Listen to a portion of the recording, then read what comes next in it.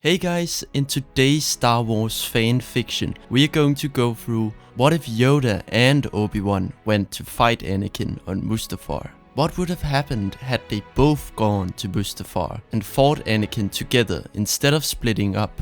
And in turn, how would this affect the galaxy going forward? Let's begin.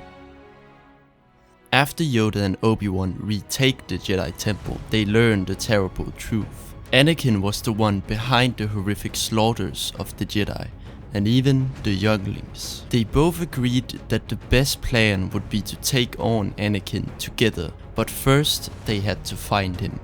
After letting Padme know of the situation, they both snuck onto her ship and traveled to Mustafar. As Anakin looked up and saw Obi-Wan and Yoda standing in the ship, he reached out with the Force, choking Padme.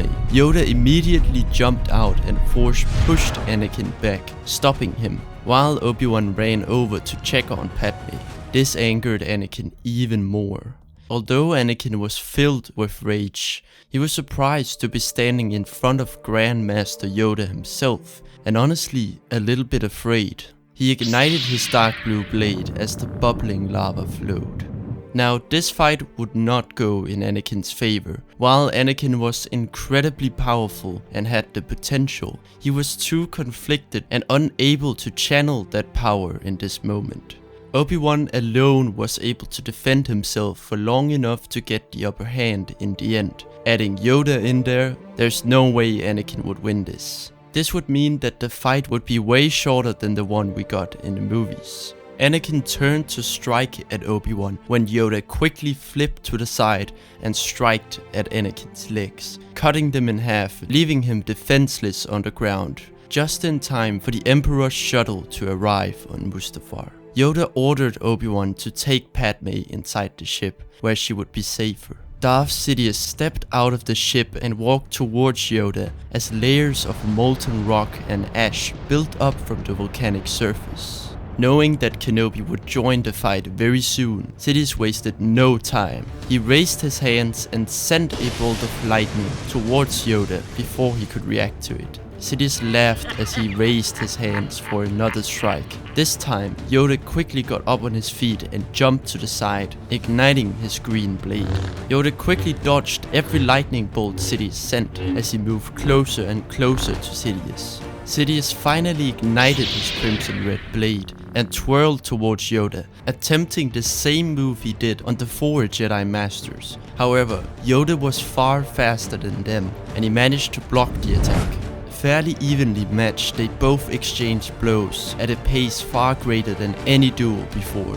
Sidious suddenly threw a nearby rock at Yoda, which caught him off guard. As Yoda dropped his lightsaber to stop the rock in mid-air, Sidious prepared a wave of lightning with his fingers. Right as Sidious was about to fire the wave of electricity, Obi-Wan jumped in front of Yoda just in time to block the attack with his saber. Sidious stood no chance against two of the best swordsmen, Master Obi-Wan Kenobi and Grand Master Yoda.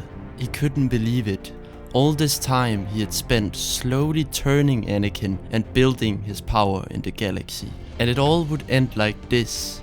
This enraged him more than anything else. He fought Yoda and Obi-Wan, this time with more speed and aggression than he had ever done before, but it still wasn't enough. Right as he was about to swing at Obi-Wan, Yoda jumped behind him and thrusted his lightsaber through his chest. His lifeless body dropped to the floor. Obi-Wan walked over to Anakin, still having rage in his eyes. He picked him up, holding Anakin in his arms, as they both walked into Padme's ship. As Padme gave birth to Luke and Leia, she could see Anakin in the room next to her, as he was given new robotic legs. His eyes were no longer yellow, but blue. Padme wouldn't die in childbirth in this scenario, and she would decide whether or not her children should be trained as Jedi. Anakin, however, would have to spend the rest of his life in prison, as even though he was manipulated by the Sith Lord himself, he had to be punished for his actions. At least until the new enemy appeared, and the Jedi might need the help of the Chosen One once again. Thanks for watching today's fanfiction, and let me know what other what-if scenarios you would like to see. Until then, have a great day, may the Force be with you, and remember, this is the way.